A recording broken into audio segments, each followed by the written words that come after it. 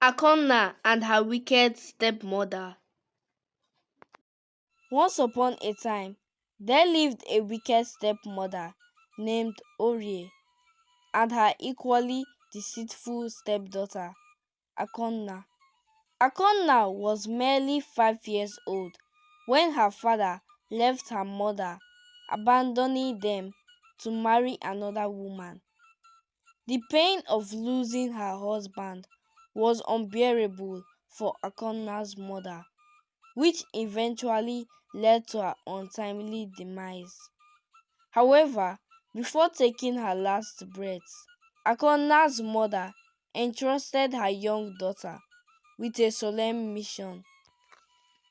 "Akonna, my child," her mother whispered weakly, her voice filled with determination. "You must go back to your father and make sure that you deal with your father's wife, who has caused us so much pain." Hearing of his first wife's tragic passing, Akonna's father returned to take her to live with him, and so began a fierce battle between the stepmother, Orie, and the stepdaughter, Akonna. Both were determined to make life unbearable for each other, their hearts consumed with anger and deceit. Akonna, committed to avenging her mother's suffering, vowed to frustrate her stepmother at every turn. On the other hand, Orie, driven by her own malicious intentions, conspired to make the house a living nightmare for Akonna.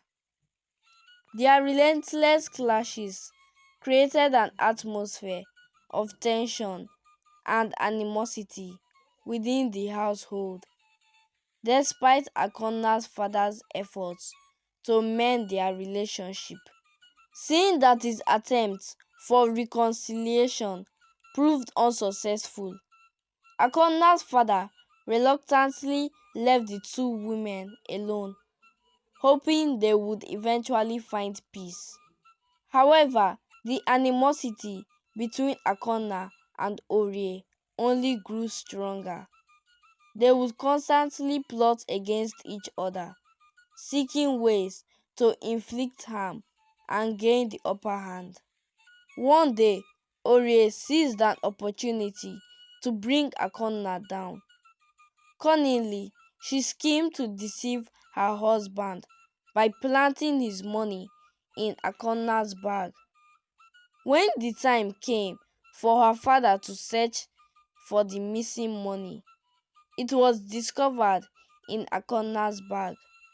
Despite Akonna's cries of innocence falling on deaf ears, her father accused her and banished her to live with her mother's relatives. Feeling betrayed and failed by a test for justice, Akonna swore to humiliate Orie in public. She patiently awaited her chance to turn the tables. One fateful day, fate smiled upon Akonna as she crossed paths with Orie in the bustling village market. Determined to execute her plan, Akonna stealthily slipped a stick of stockfish into Orie's shopping bag. Quickly, Akonna made her way back to the stockfish vendor and informed her of the theft she had witnessed. The alarmed vendor counted her displayed goods and discovered that one stick of stockfish was indeed missing. Filled with anger, the vendor rushed towards Orie, demanding to search her bag.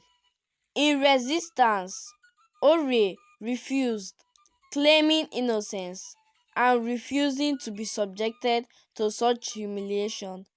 The commotion caught the attention of the market goers, and a crowd began to form around them.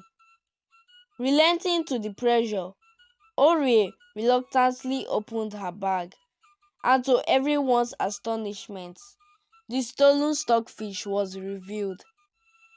The crowd, incensed by her deceitful acts, turned against Orie, unleashing their anger upon her. At that moment, Akonna emerged from the crowd with her father. Orie ran to her husband to exonerate herself from the accusation. The man felt greatly disappointed. After paying for the stockfish, he forbade Orie from coming back to the house. He also begged the crowd to let her go. Akonna smiled in fulfillment as she walked away with her father. On their way home, Akonna used the opportunity to beg her father to take her back, as she was not the one who stole his money, but it was all a plot from Orie to send her away. Her father asked for her forgiveness for not believing her. They made peace and went back home. As Akonna was happily packing Orie's belongings, she came across a charm in a bottle. She broke the bottle, and all of a sudden, her father came asking after her mother. Akonna was surprised to see her father asking for her mother's whereabouts. He was devastated on hearing about his wife's demise.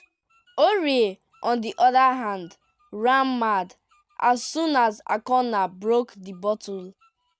In her mental imbalance, she confessed to using charm to lure Akonna's father into marrying her. The villagers, now aware of Orie's wickedness, turned their eyes away from her. They called upon Akonna's father, who was highly disappointed in his actions. With deep regret, he acknowledged the pain he had caused Akonna and welcomed her back into their home.